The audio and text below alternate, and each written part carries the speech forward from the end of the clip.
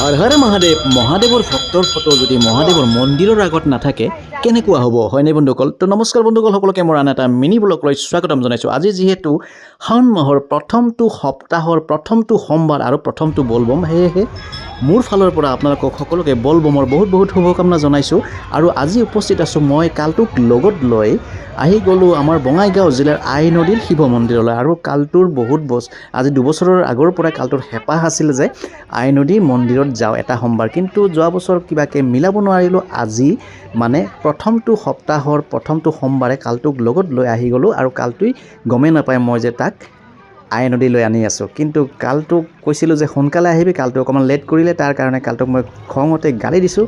তো উপায় নাই, কালটো এনেকুৱাই। তাৰপিছত আমি আই নদীৰ পৰা পানী লৈ এনেদৰে দীঘলী এটা লাইন ক্ৰছ কৰি আহি গ'লোঁ শিৱ বাবাৰ মন্দিৰলৈ। আৰু ইয়াতে চাওক, আমাৰ প্ৰাণৰ শিল্পীগৰাকী জুবিনদাৰ ফটোখন ধুনীয়াকৈ জিলিকি আছে আৰু সকলোৱে সেৱা জনাইছে, ধূপ চাকি জ্বলাইছে, যিহেতু জুবিনদা আমাৰ শিৱৰ ভক্ত আছিলে।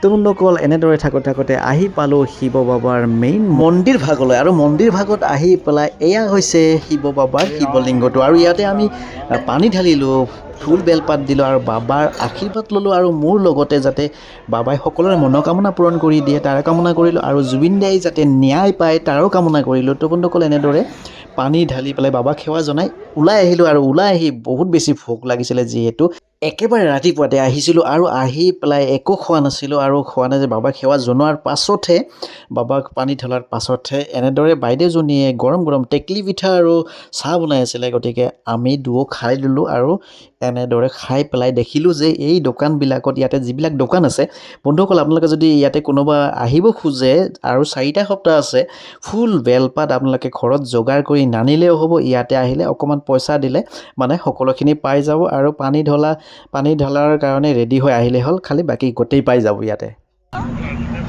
তো বন্ধুসকল, আজিৰ সোমবাৰৰ যিটো নেকি বলবমৰ প্ৰথমটো সপ্তাহৰ ভিডিঅ' এয়া আছিলে। আগতে নেক্সট ভিডিঅ'ত লগ পাম তাৰে কামনা কৰিম। মই জয়ন্ত নিলে আপোনালোকৰ ইয়াতে দিছোঁ। সকলোৱে ভাল থাকক। জয় অসম, ধন্যবাদ। হৰ হৰ মহাদেৱ, জয় জুবিন দা।